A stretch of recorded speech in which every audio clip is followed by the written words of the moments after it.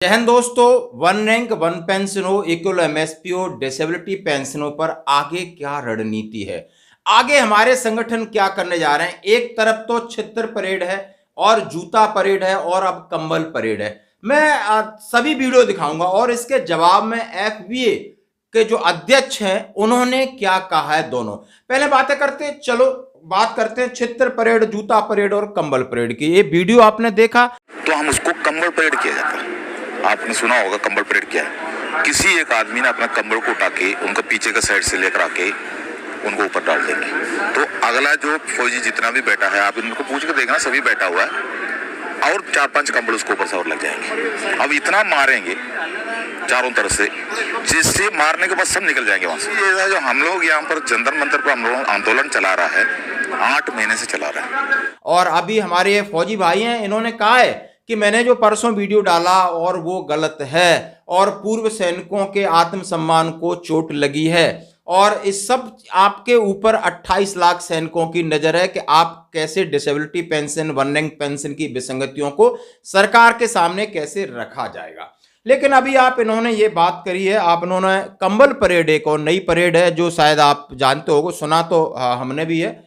लेकिन इस तरीके से जो इन्होंने डिस्क्राइब किया है कि पीछे से कंबल डालते हैं और उन लोगों की कंबल परेड करते हैं जो यूनिट में चमचे होते हैं और अफसरों के साथ मिले होते हैं और पता नहीं क्या उनका एक लॉजिक है, वो आप सुनिए और आप समझ सकते हो। तो एक तो यह है, किसी पत्रकार महोदय के सवालों के जवाब दे रहे थे और अच्छी बात है कि उन्होंने स्वीकार किया कि जो हमने जूता चप्पल की बात जो करी है और मैंने पोस्टरों पर जो हैं उसमें एक नेवी का है, 2 एयरफोर्स के हैं और एक सुबेदार तलान साहब, ऑनरी कैप्टन तलान साहब हैं, लोकेंद्र साहब जिनको और अर्जुन साहब हैं, इनके ऊपर कहा गया है। तो अब मैं इनका भी अब एक वीडियो देखिए कि इन्होंने विश्वासघात किया है और उसके बाद पहले ये हमने इनको अपने साथ रखा और हमने बनाया।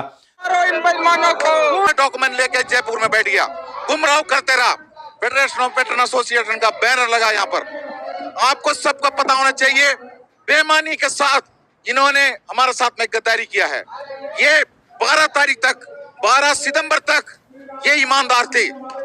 5 अगस्त को शुरू हुआ हमारा साथ का गद्दारी का जो काम हम लोगों को पता चलना शुरू हो गया। 5 तारीख को हमारा एक मीटिंग हुआ था, जो भी हमारा ऑनलाइन मीटिंग है, जो कोर कमेटी के अंदर, उसी के अंदर सवाल उठा था रजिस्ट्रेशन के पीछे, लेकिन रजिस्ट्रेशन के लिए कोई तैयार नहीं हो रहा था। आपको मैं दिखा रहा हूं, जो राजदीप वर्मा जो नेवी से रिटायरमेंट है, जूनियर कमीशन ऑफिसर है और इस जगह पर अभी वो गेजेटेड ऑफिसर का नौकरी कर रहा है। इन्होंने सरकार से अपना मतलब हमारा फाइल को लेके जाने के लिए इन्होंने जो उनका साथ में मिला, और बगल में आपको दिखाई दे रहा है पवन कुमार सैनी बैंक में नौकरी कर रहा है। अब आपको और भी दिखाता हूं, पीपी गौतम एयरफोर्स रिटायरमेंट है। फिर इन्होंने, ये लोग 2-3 लोग हैं, ये गवर्नमेंट के कर्मचारी हैं, 2 एयरफोर्स से रिटायर्ड हैं, एक नेवी का, इन्होंने हमारे साथ गद्दारी किया है। तमाम इस तरीके की बातों के वीडियो आप फुल आराम से देख सकते हो, सुन सकते हो। चलो अब बात करते हैं कि आखिर इसका जवाब क्या मिला है। जवाब मिला है कि हमने, जवाब क्या मिला है, let's them go head, don't worry about them, यानी हमने आगे बढ़ना है, हमने किसी की सुनना नहीं है। और ये कह रहे हैं एफबीए के अध्यक्ष अर्जुन सिंह। क्यों कहा है कि उन्होंने कहा है अब हम इलेक्टेड हैं, सिलेक्टेड नहीं है, अब हम इलेक्टेड हैं और हम 3 साल आगे काम करेंगे और इसके लिए हम संगठनों से लगातार बात कर रहे हैं। और अभी तक बहुत सारे संगठनों ने हमें और अपना सहमति पत्र दे दिया। एक इंडियन वेटरन ऑर्गेनाइजेशन है जो राष्ट्रीय स्तर पर बड़ा संगठन है, और 10 संगठनों के नाम लिए हमारे पास 160-65 संगठन हो रहे हैं और पूरा हम देशव्यापी एक आंदोलन करने की कोशिश कर रहे हैं कि एक मंच पर आएंगे। जब मेरी आईबीओ के अध्यक्ष जोगिंदर सिंह सेंगर साहब से बात हुई, उन्होंने, हम एक मंच पर आएंगे और पूरे सैनिकों की एक महाशक्ति बनाएंगे और सरकार के सामने एक जबरदस्त ड्राफ्ट तैयार करेंगे ताकि हम सरकार पर दबाव बना सकें, चाहे संख्या बल दिखा के कराना हो। और हर जगह, हर एक स्टेट में इसका हम मुहिम चलाएंगे और बड़े संगठन यानी महासंगठन की तैयारी है। और एफबीए ने बोला है कि अब एफबीए क्या बोलता है, उनके अध्यक्ष का ये भी सुनिए कि कुछ लोग व्हाट्सएप पे कचड़ा फैला रहे, गाली गलौज कर रहे, हमें नीचा दिखा रहे, हमें इससे कोई फर्क नहीं पड़ता है। हमें तन मन धन से जो लोग सहयोग दे रहे हैं और 28 लाख सैनिकों की नजरें अब हम पर हैं, हम विश्वास दिलाते हैं कि हम आपकी उम्मीदों पर खरा उतरने की कोशिश करेंगे। इसीलिए उन्होंने कहा है कि जंतर मंतर पे भी जाएंगे, हर जगह जाएंगे। जंतर मंतर किसी ने हाईजैक कर रखा है, उनकी किसी की कोई पेटेंट नहीं करा रखा है। हम भी जाएंगे, हम कहीं से भी किसी भी मंच से हम सरकार के सामने 28 लाख सैनिकों की मांगे रखेंगे और इसके लिए हमारी जरा भूमिका है, हम अपना जो हमारी इलेक्टेड बॉडी, हम सबका सहयोग ले रहे हैं और लगभग बहुत सारे संगठन इन्हें सहयोग पत्र दे चुके हैं और बहुत सारे राज्य स्तरीय हैं, कोई राष्ट्रीय लेवल के हैं, और सभी ने हामी भरा है। क्योंकि अब बात मुद्दों की बात होगी, किसका चेहरा होगा, किसका मोहरा होगा। अब ये सारी चीज़ों को शायद विराम लग सकता है और आगे बढ़ा जा सकता है, क्योंकि इस तरीके का जो मोमेंटम है बहुत ज़्यादा ब्रेक लगा है, बहुत ज़्यादा नेगेटिव मैसेज भी जा रहे हैं लगातार। तो अभी आपकी क्या राय, देख सकते हो यदि किसी का कोई पॉइंट है कि अर्जुन सिंह राठौर साहब से पहुंचाना है या और संगठन के किसी पदाधिकारी के पास पहुंचाना है तो आप पहुंचा सकते हो, अपना सहमति पत्र दे सकते हो, जो भी है जिस तरीके से। क्योंकि इन्होंने कहा है कि अब हम बिगल बजाएंगे और आगे बढ़ेंगे और इन मांगों को लेकर सरकार पर दबाव बनाएंगे। धन्यवाद। महसूस होता है कि हम काम नहीं कर रहे हैं, सुस्त पड़ गए या गलत रास्ते पे जा रहे हैं, लगाम आपके हाथ में है, खींचो वहीं पे, रोको उनको, बोलिए उनको, हमने आपको वोट दिया है, आप काम नहीं कर रहे हैं, काम करें और काउंसिल को काम करना ही पड़ेगा। आदेश आपके होंगे, ड्यूटी हमारी होगी, जरूर करेंगे। दूसरा, आप देख रहे हैं कि ये व्हाट्सएप के माध्यम से बहुत ही कचरा फैला दिया गया, नकारात्मकता, गाली गलौज, बड़ा अजीब सा महसूस होता है। हमारे पूर्व सैनिक भाई भी इससे बड़े आहत हैं कि क्या ये संगठन गालियां देने के लिए बनाए जाते हैं? क्या ये संगठन एक दूसरे को नीचा दिखाने के लिए बनाए जाते हैं? और क्या हम आप लोगों को सहयोग जो दे रहे हैं तन मन धन से, वो गलत नहीं है?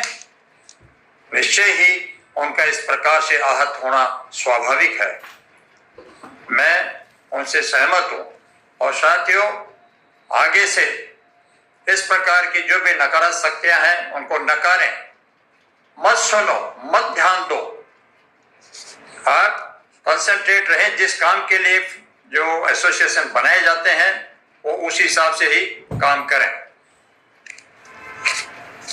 साथियों, हम लोग, जैसा कि आपने कठुआ के अंदर एक प्रस्ताव पारित किया था कि हमारी मांगों के लिए सरकार पर दबाव बढ़ाने के लिए अगर दूसरे संगठनों का साथ लेना पड़े तो लेना चाहिए। मैं आपके इस प्रस्ताव का तहे दिल से आभार व्यक्त करता हूं, समर्थन करता हूं। और अभी आपने देखा होगा कि कुछ एक संगठन जिनको लग रहा है कि अब फेडरेशन का जो काउंसिल है वो उचित तरीके से इलेक्ट होकर के सामने आ गया है। 150 से ज्यादा अभी तक मैं बोलता आया हूं और पिछले 3 दिनों के अंदर करीब 10 समर्थन पत्र हमारे पास में और आए हैं। जो 12 अभी तक बैठे हुए हैं उनसे भी मेरा आग्रह होगा कि समर्थन करें। इसके अलावा कुछ संगठन जिनका की दायरा राष्ट्रीय स्तर के ऊपर है, कुछ एक का राज्य स्तर पे है, उनकी तरफ से भी फेडरेशन को बाहर से समर्थन देने की अपील मीडिया में देखने को मिल रही है। मैं उनका स्वागत करता हूं। अफसरों का कवच का साथ में किया जाता है, लेकिन वो हद पार कर देता है। सेना के अंदर भी अगर हद पार कर देता है तो हम उसको कंबल परेड किया जाता है। आपने सुना होगा कंबल परेड क्या है। किसी एक आदमी ने अपना कंबल को उठा के उनका पीछे का साइड से लेकर आके उनको ऊपर डाल देंगे, तो अगला जो फौजी जितना भी बैठा है, आप इनको पूछ के देखना, सभी बैठा हुआ है और 4-5 कंबल उसके ऊपर से और लग जाएंगे। अब इतना मारेंगे चारों तरफ से, जिससे मारने के बाद सब निकल जाएंगे वहां से। उसके बाद वो कंबल हटा के बाहर देखेगा तो कोई दिखाई नहीं देंगे। लेकिन जो करना है कर दिया, जो कि वो हमारा सुपीरियर हो सकता है, तो सुपीरियर को मारना पीटना ये गलत है।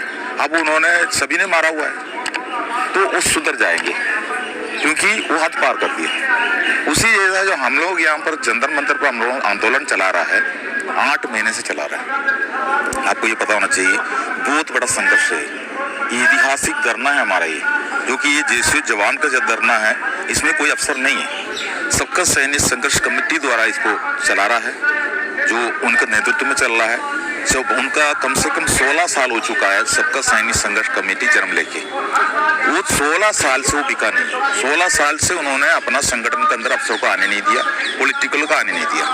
तो बहुत बड़ा संघर्ष है ये। तभी से लेकर 15-16 साल से उनका पीछे पड़ा हुआ हमारा केंद्र सरकार, उनका पीछे पड़ा हुआ हमारा सीनियर वरिष्ठ अधिकारी जितना भी है, जो उनके पीछे पड़ा है, जो कि ऐसा कोई संगठन ना बने। अगर